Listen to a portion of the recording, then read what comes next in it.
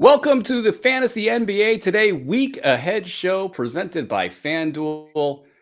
This is our special weekly show where we look at the upcoming week and share our best strategies to dominate your league through streaming schedules. It's also our chance to take small deep dives into certain teams and highlight players to target. Pardon me if I could talk this weekend. With me, as always, is the great Steve, Dr. A. Alexander. How's this fall Saturday treating you, sir? It is fantastic. I'm going to watch me some football today. I don't have the right hat on. I should have my Hoosiers hat on. I'm between the Colts and the Indiana Hoosiers, dude. Things are going well. The only thing in Indiana that's not going well right now is the Pacers. Bad.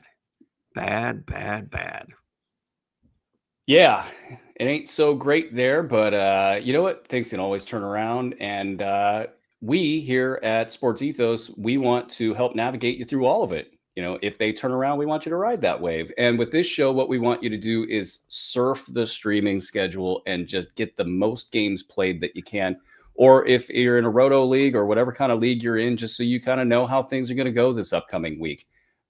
This week is a fairly straightforward week. It's a pretty balanced week. We've got two teams with 2 games. Otherwise, the rest of the league's either got 4 games or 3 games. So probably an average of about 3.4 games per week, if I was to guess on a number. And the 2 teams with 2 games this upcoming week are the Los Angeles Lakers and the Houston Rockets. And what do you think, Doc? I know we're projecting and prognosticating a little bit here, but do you think with that tinfoil hat you've been wearing for the last couple of weeks that LeBron James joins us this week? I don't know, but it's devastating for me with Luka on 2 of my main teams that he's only got 2 games this week. And then Amen is on a lot of my teams.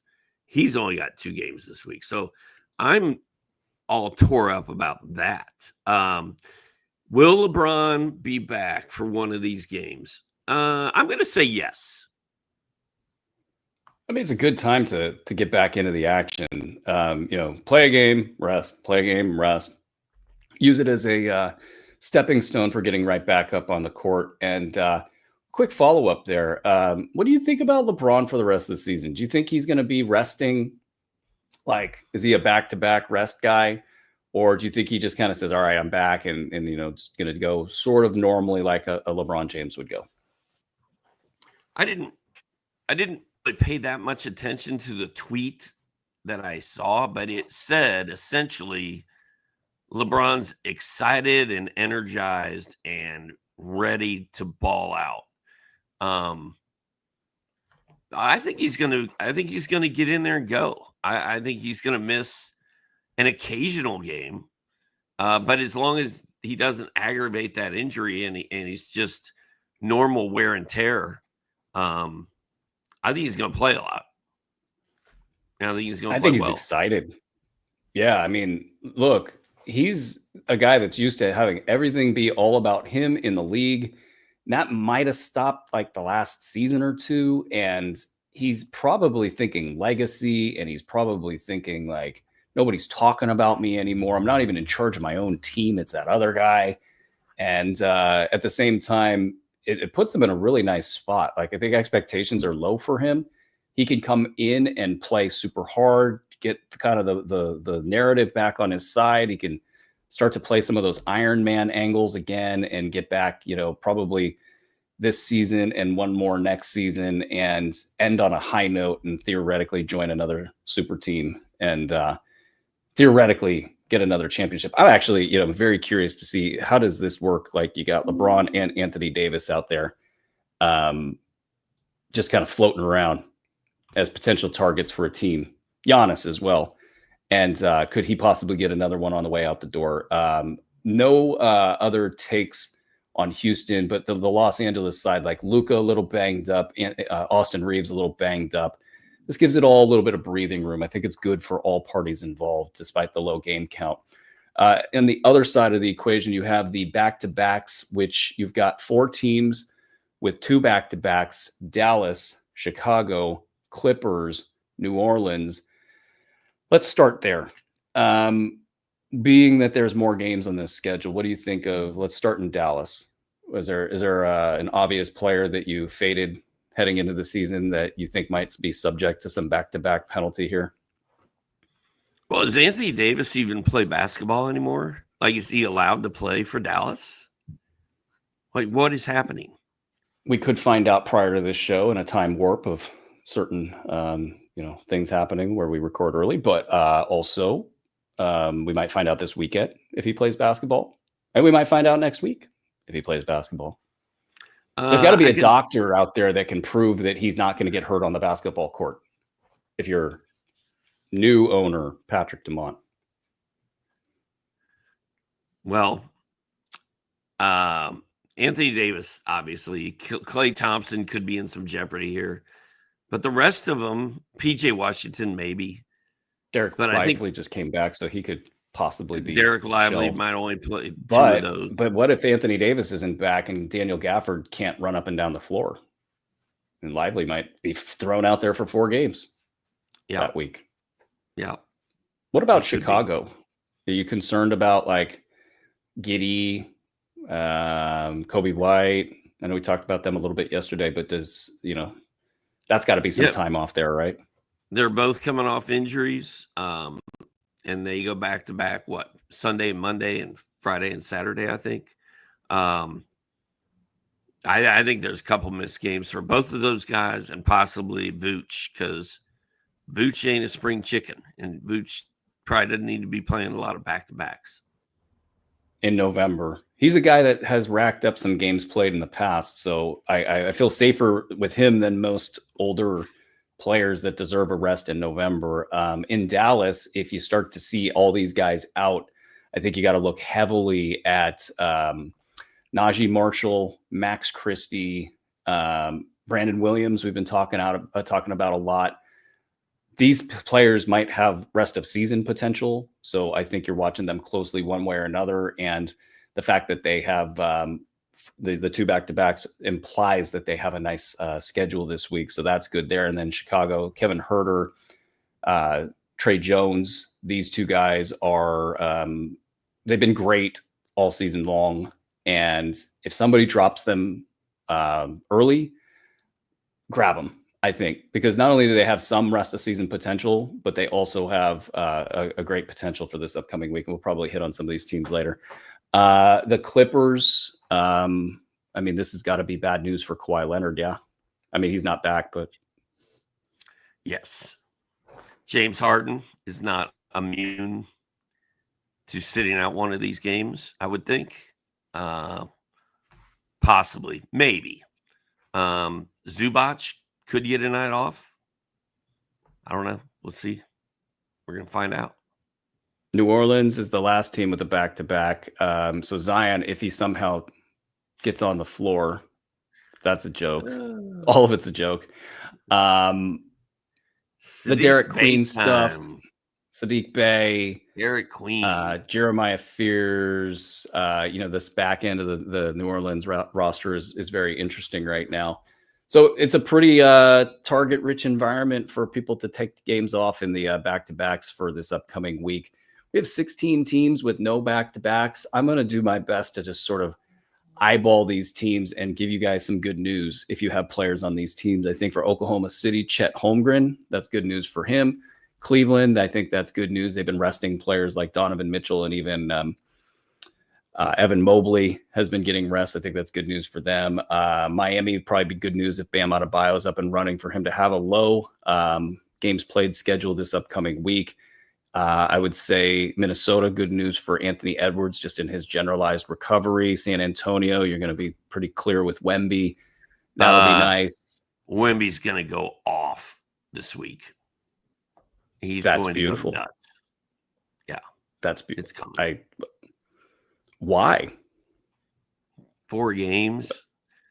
He's going to have one ridiculous monster game. He's going to have 2 really, really good games. But they only have 3 games, sir. So you're already wrong. Oh, I thought we said we were talking. No, they got no back-to-back. Oh, that's a team with no back-to-back. Damn it. My bad. Okay. Do we have a sad trumpet sound? Wemby the only show. has 3 games. Never mind. He'll still be good. But damn, I thought he had 4 games. Or the Price is Right when you lose sound. I like that one too.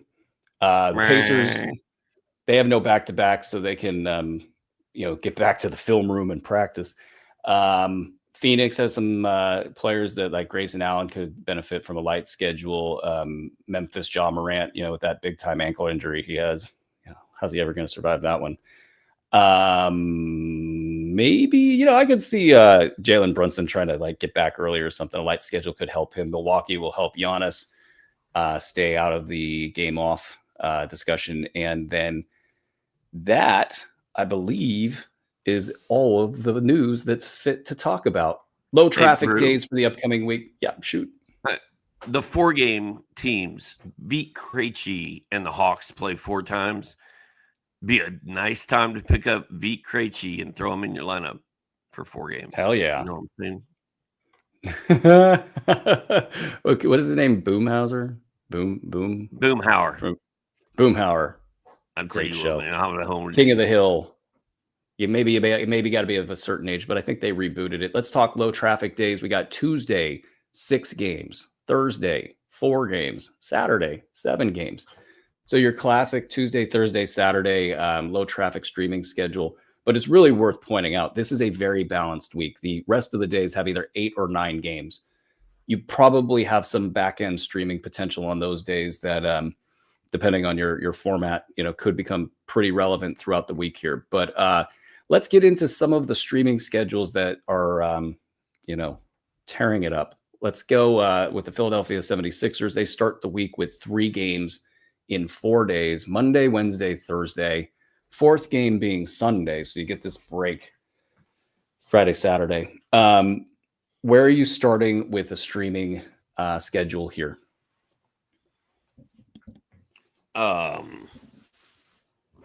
Who's your top streamer from this bunch? With the Sixers? Sure. Or that other Philadelphia team. The Philadelphia 32s. The Philadelphia Andre 6-7s. Andre Drummond is the man. I'm pretty shocked the Sixers haven't run a 6-7 promotion for the kiddos yet. Andre Drummond. This is somebody that we've talked about quite a bit. I would agree. I think they're going to ride this. And as long as Andre Drummond is like a spry 300 pounds, I think this is working out for them. And this could go really well. So you're going to get at least 1 game off from Joel Embiid. I don't have the schedule this week in front of me, so let me get that up while I'm kind of yapping here. But Philadelphia, if they don't play, it's either they're Monday, Tuesday, Thursday. Yeah, they won't play Sunday. So you're going to get that one of the Monday, Tuesday games. You'll get Andre Drummond unleashed. Thursday, very likely, if Joel Embiid is healthy, that is, that Joel Embiid, if I had to guess, will play Monday, if he's healthy, Thursday, and then Sunday. So you get at least 1 game with Andre Drummond, maybe 3 games with Andre Drummond unleashed in that mix. I believe that Quentin Grimes and Kelly Oubre should be rostered already and are rostered. I don't, if that's not the case, make sure that somebody that's now on your team would be good. I would say Trendon Watford might be the most interesting of the rest of the bunch. And then Adem Bona, rostered in just 1% of leagues. I was going to say the luxury stash for roto leagues. Are you the 1%? I am the 1%. Are you the Wait, that makes me sound like I'm super rich. I had somebody ask me the other day if I would buy the Sacramento Kings.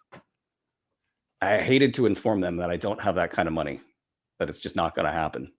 It would are you the 1% Sacramento if I did. Of people? Are you the 1% of people who own a Demona? Are you they're the all one? Sports Ethos listeners. As the name has been brought up, I don't know that I would stream unless you're looking for blocks. If you're looking for blocks, that's actually a good option. He's probably like 4th or 5th in the league in blocks right now. Luxury stash for roto leagues. That's the position right now on it's Adem coming, man. It's Bona. Is it? Is it though? Yeah. That's what she said. It The is. Pistons are the only team starting the week with a back-to-back. Did you know? Okay, so the Pistons are kind of interesting. I mean, you've got weird injuries kind of popped up. Tobias Harris has been out for a while.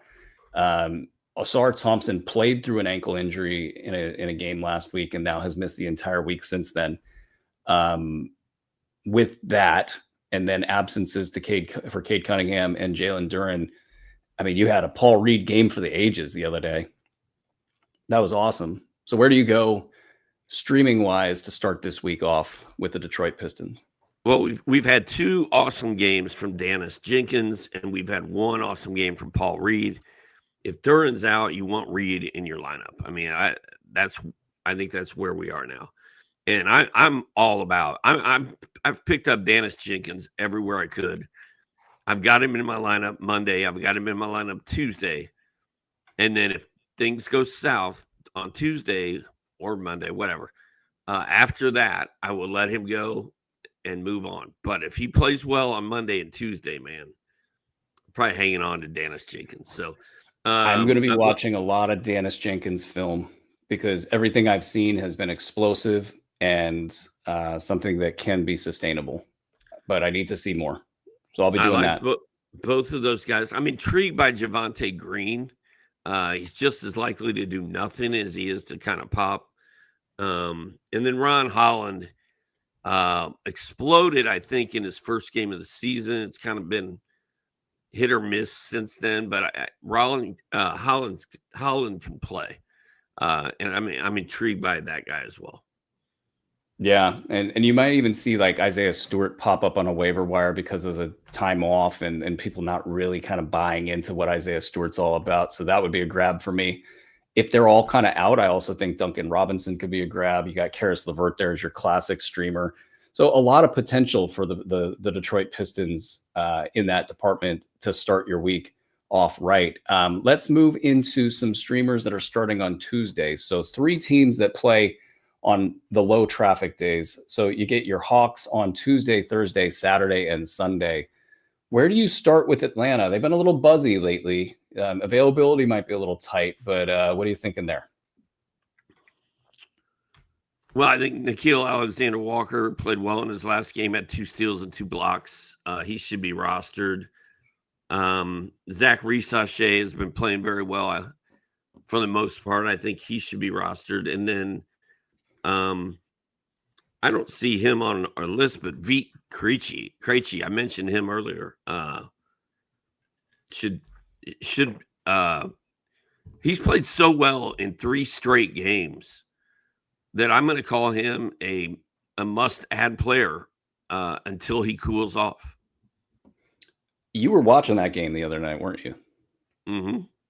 It's when you see it with your eyes, like he kind of, I don't want to say jumps off the page, but you're like, that guy belongs in some role for some team somewhere.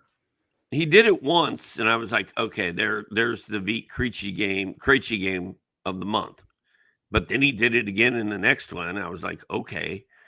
And then he did it again against Utah the other night. And again, against Utah, I know it doesn't matter, but dude was bombing threes. He's been doing it for 3 straight games. Widely available in every league. I just think he's a guy that you pick up and put in your lineup and see how it goes. And if he falls off the map, off the cliff next week, you cut him and move on. Yeah, I mean, you're gonna have Trae Young coming back at some point, and he's been fine with Trae in the past, but the dynamic there is wide open for the next couple of weeks for Vit Krejci.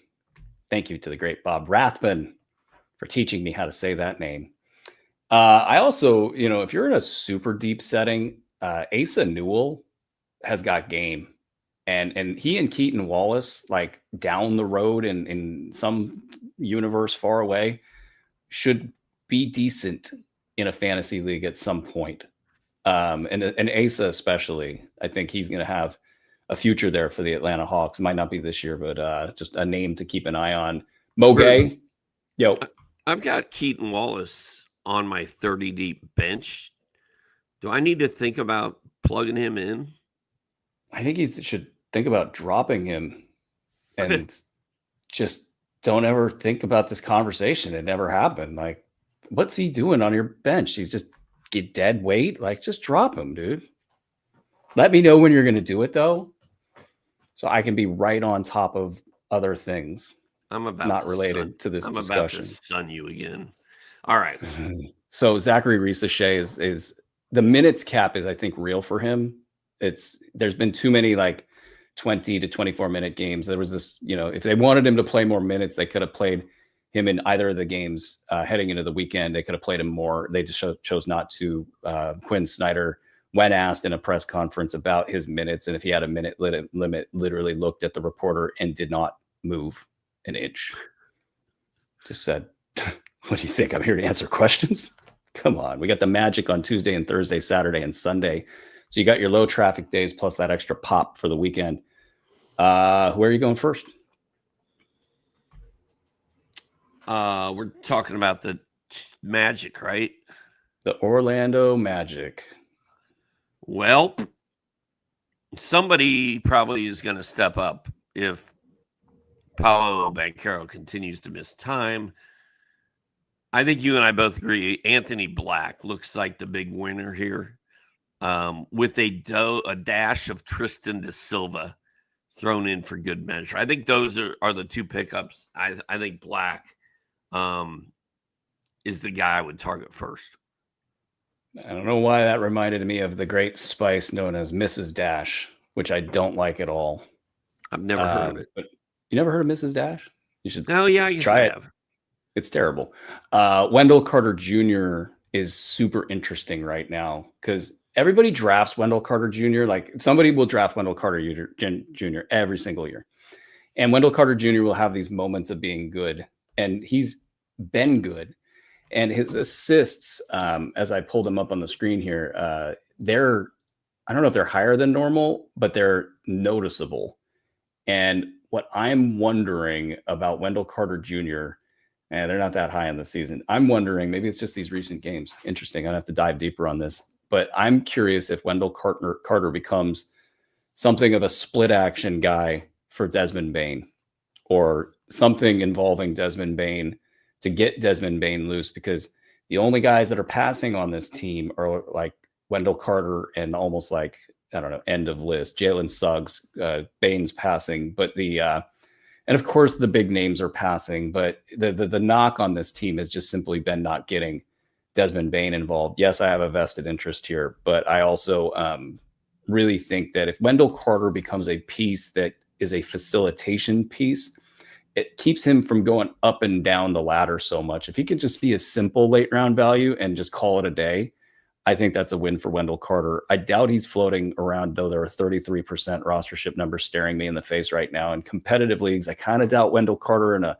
150 to 200 player format is available. But if he is, give him a look. That said, I think Anthony Black would be the player I would pick up between the two of them.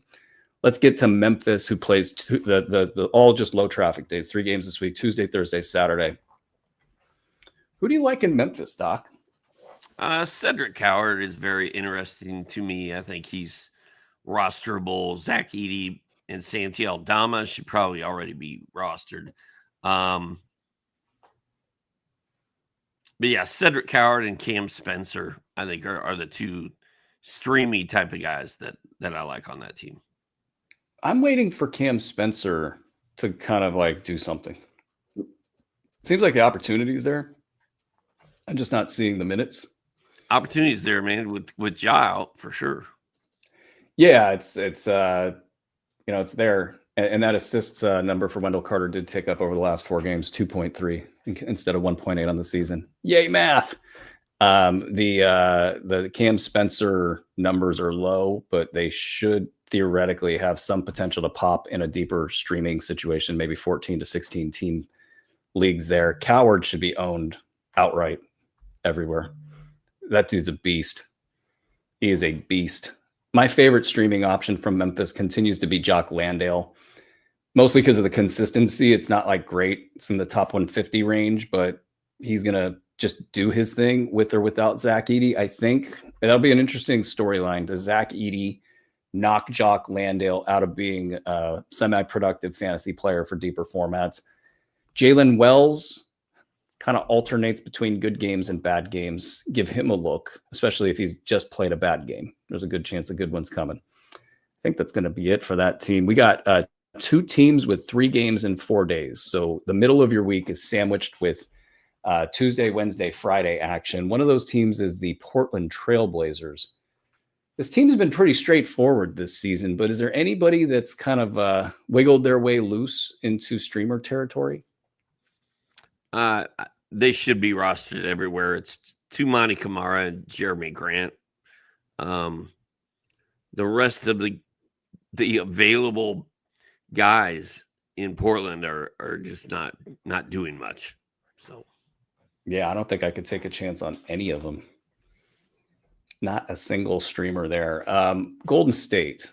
So this one becomes interesting. Light week. So you probably get a little bit more Al Horford out there. We got question marks about Jonathan Kuminga with his bilateral knee soreness. I presume that's just one of the knees. I can't imagine it's both of the knees. That'd be really weird. But who knows with Golden State? Lineup changes. Kuminga on the outs, question mark. What are you thinking about with your stream action here? I love Moses Moody is the answer. Al Horford, I've got him on a couple teams, and it's rough. I'm about ready to drop him and move on. So let's see what he does this week.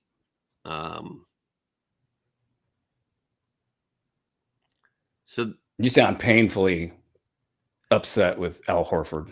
Well, do they have 3 games for the week or just 3 games? How many games? I don't think they have a back-to-back. Let me just double check again, but I believe they're just the 3 games this week. They're a 3-game. So it's a 3-game week for Horford. Stick it out for one more week if you're already there, and hopefully he does better this week. He's been in my 30 deep lineup, and every time I look at him, I'm just like, what is this? Is not what I wanted when I drafted him. But in yesterday's show, I did point out that he was averaging 3.5 triples and 2.5 blocks in his last 2 games. Were you at least happy about that? I guess, yeah. But I didn't see that. It didn't even hit your radar. The lack of gratitude. Old man Al Horford. He's pissing old man me off. Get off my lawn, Al Horford. I was expecting more from him too, but it's November, and he should probably just play in March and April. But dude, it's Steve Kerr. Yeah, I know you really don't like Steve Kerr, and it's friggin' Steve Kerr. But Steve Kerr, while you might not like him, he really likes himself some Will Richard, rostered in 2% of leagues. Maybe this is something that we get some insight on heading into the weekend, heading into tonight's games based on Friday night's action. Moses Moody, obviously, I think that's the easy. He's a must roster guy in my opinion. Maybe in some shallow leagues that's not true, but intermediate, expert, 12, 14 standard team leagues, I think Moses Moody's got enough going for him that he should be considered to be that. Pajemski's only rostered in 39% of leagues. He's clearly, if available, maybe even safer than Moses Moody, though. I'd rather, if those 2 are available, I would quite literally just take Moody and deal with the potential that Pajemski is the better rest of season guy. I just want to see what Moses Moody can do. And I would rather take the risk and take a little bit of a haircut on that if presented with that choice. But Will Richard, in a deeper situation, I think there's some potential there for production. So if you're looking at a list of players and his name is on it, he should be considered for you. Buddy Hield, not great this season. So I'm not really excited about Buddy Hield if presented with that choice. And I think that's probably the end of that list. Streamers starting on Wednesday, streaming teams starting on Wednesday. The Sacramento Kings. Who are they? 3 games in 4 days, Wednesday, Thursday, and Saturday. Who on the Kings would you bring into the fold, Steve? Well, I think the people you're looking at are Russell Westbrook, Dennis Schroeder, who's disappeared for the last 3 games, so he needs to get it together. Dennis Schroeder stinks again in his next game. I'm going to be really upset. Like he's not doing anything right now. Neat Clifford is worth monitoring. I don't think you need to pick him up, but Westbrook, Schroeder, and Keon Ellis, I think, are the 3 names that I would consider streaming here. I think there should be a rule. If an arena is chanting a player's name, they should probably be playing basketball, and they might need to be on your fantasy team. Now, Keon Ellis, whose name was chanted in Sacramento, because he's not playing, and because they're telling everybody that the defensive players are supposed to be on the floor, and I think Kings fans are done being treated like idiots. Keon Ellis and Neat Clifford may be a part of this future vision of like, hey, let's play the young guys and, tank or whatever.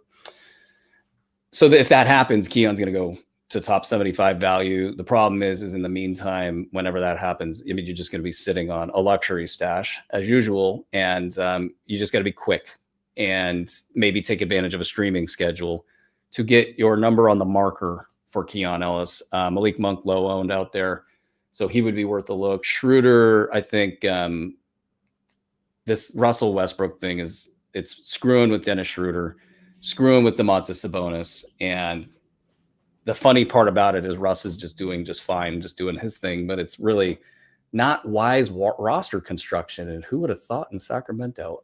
We got 3 teams playing 3 games in 4 days on Thursday, Saturday, and Sunday. So as you get to the back end of your week, if you want to just like take a list of guys, write them down on a notepad, and just know, all right, toward the end of the week, this is where I'm going with my stream action here. You got the Hawks. We've already talked about them. Then we get the Clippers, who we touched on earlier in the show. Kind of a streamable team. But who do you like best at the end of this week?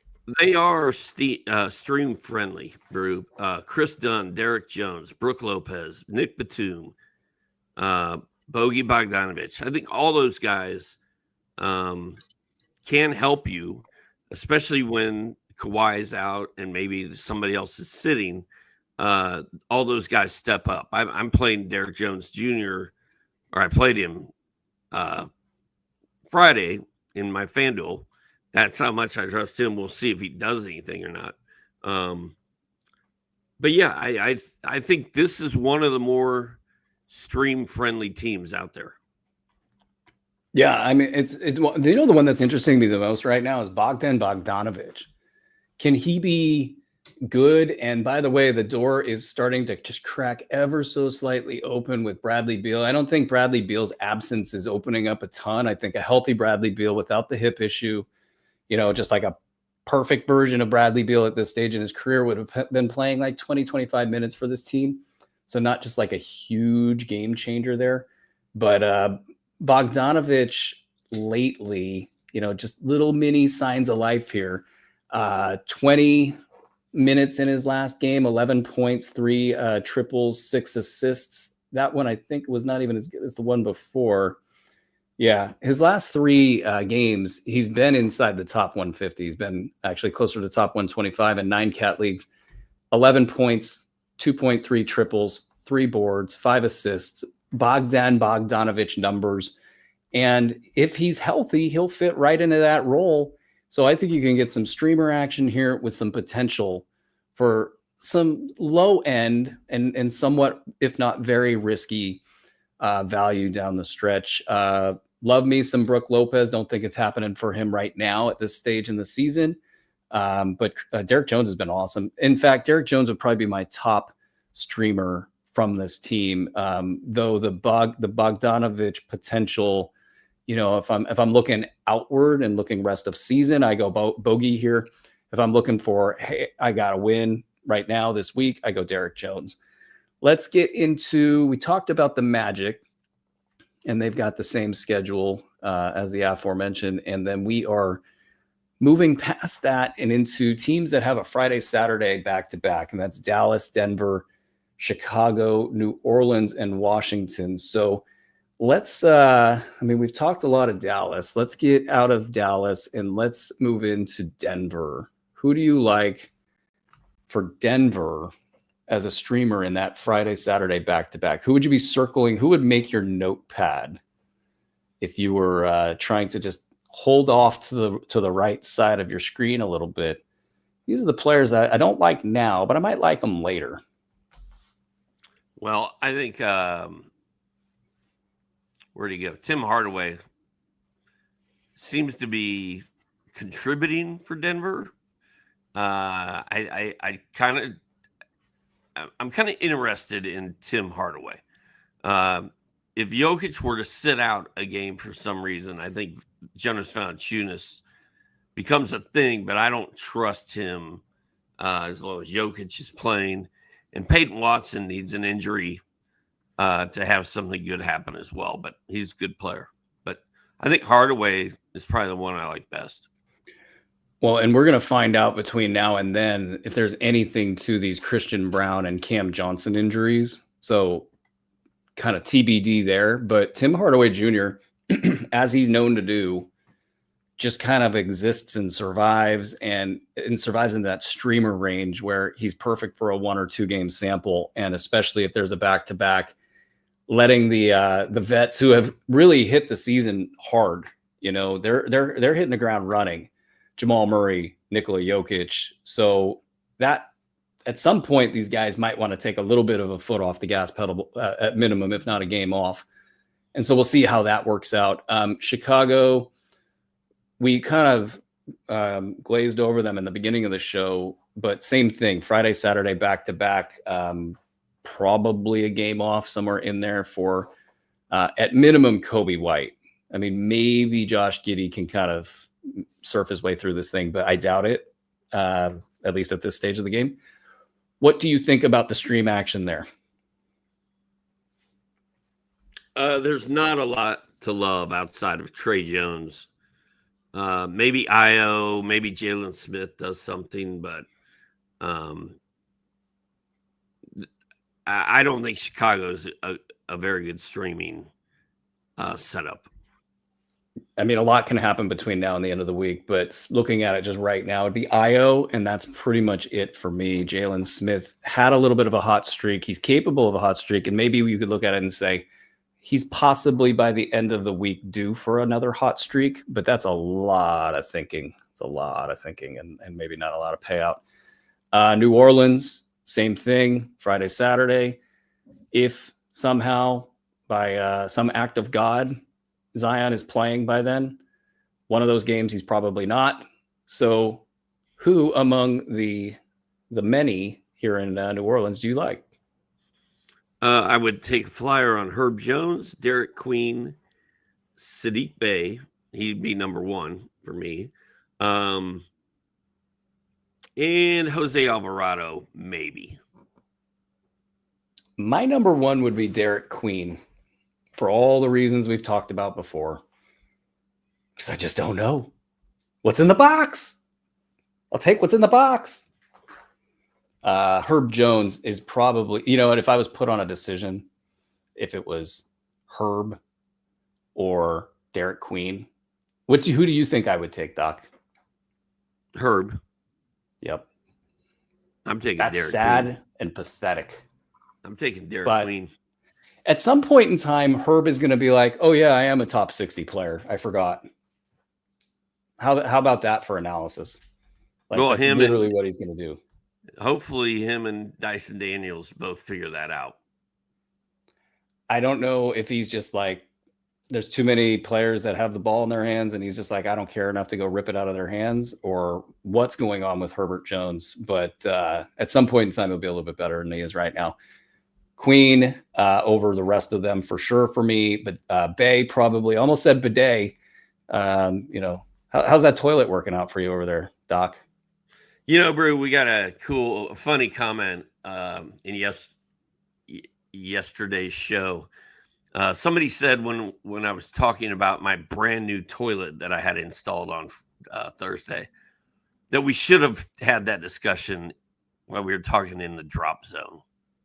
You know what we could do is we could reach out to the toilet manufacturer and have them sponsor the Drop Zone, brought to you by Steve's brand new toilet that he loves. Brand new shitter. Yeah. Look at you making Andre do work. I'm actually in favor of this.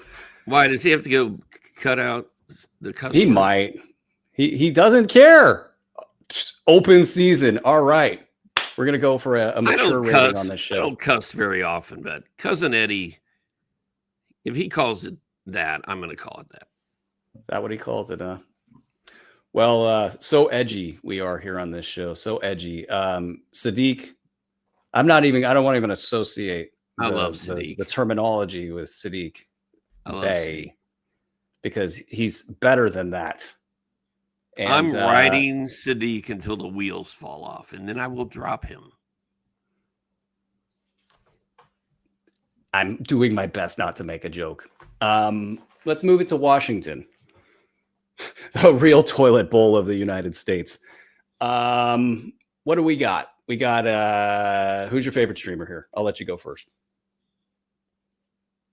Well, I've always been kind of a Corey Kispert guy. I'm super intrigued by Trey Johnson. Cam Whitmore has had some nice games.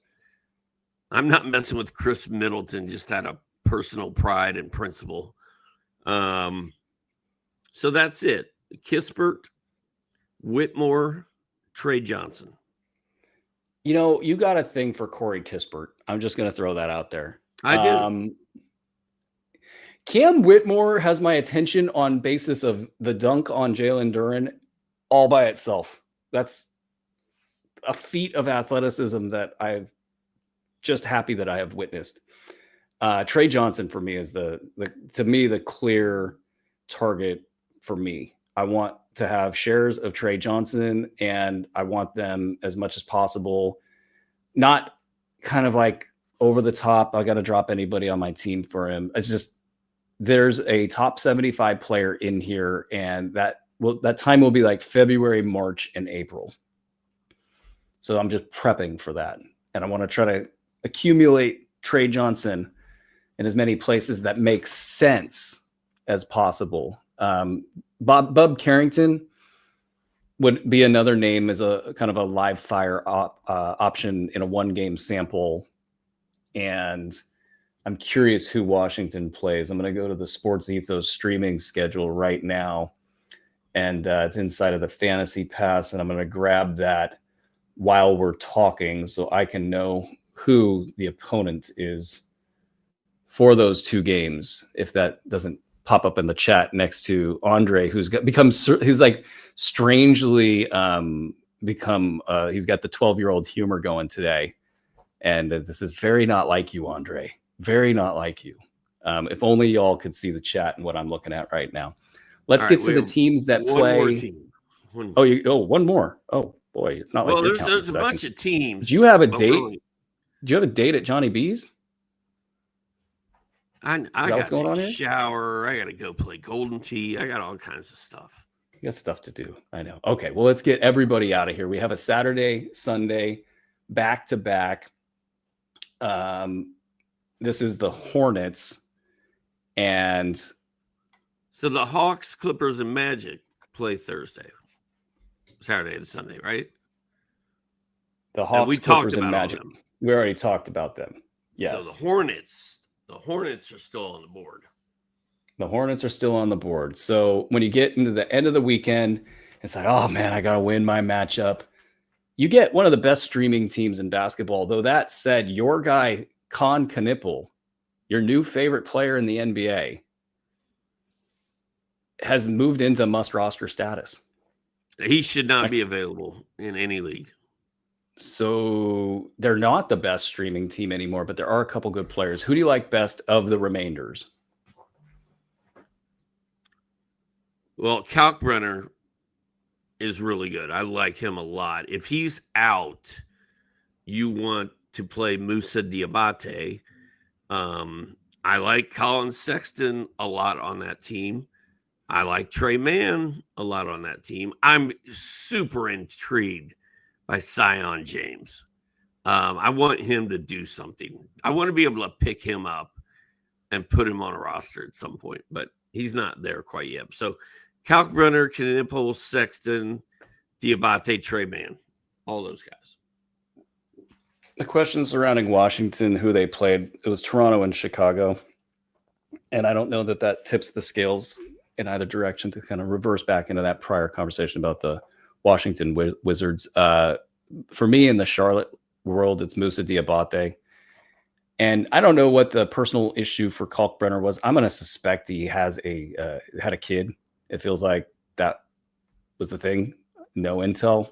Not trying to really guess here, but with that said, if he's back, which it seems like he will be, and we will know far in advance of the weekend action if he's back, Diabate eventually drinking Kalkbrenner's milkshake would not surprise me at all. That said, Kalkbrenner has been so good, and there's no way that you fade Kalkbrenner at this point because he's putting up top 50 numbers, and it's not like his role is going to change at any point in time. So he is locked in. But Diabate has been good. I think at the end of the week, if you're looking at Diabate and a back-to-back on Saturday, Sunday, you feel pretty good that his top 150 numbers, especially if you don't care about free throws, these things could pop for you a little bit. Colin Sexton's been quiet. Trey Mann's been quiet. Sion James, I hope he gets a stat set because otherwise everything's all there. That's where I would go. Is it for the Sion? It is Sion. Well, it really is. Look at you. I think I called it Sion. And that's going to do it for the week ahead, guys. You all, good luck as you plan for your weeks. Good luck in your weekend matchups.